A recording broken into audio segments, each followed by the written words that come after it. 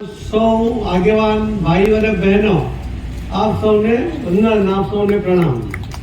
મિત્રો, ભારતીય જનતા પાર્ટીના એક ધારાસભ્યના કાર્યાલયના લોકાર્પણ પ્રસંગે આટલી મોટી જનમેદની એ જ બતાવે છે કે જયરામભાઈને અને ભારતીય જનતા પાર્ટીને આ સંસદીય મત વિસ્તાર અને આ વિધાનસભાની અંદર કેટલું મોટું સમર્થન પ્રાપ્ત થયું છે।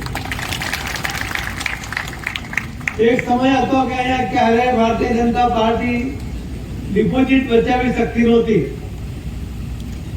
હમણાં સુભાષભાઈ પાડવીને એટલા માટે ઉભા કર્યા હતા કે મને યાદ છે 95માં 30 વર્ષ પહેલા જો કોઈ પહેલો ધારાસભ્ય ભારતીય જનતા પાર્ટીનો અહીંથી ચૂંટાયો હતો એ સુભાષભાઈ પાડવી હતા।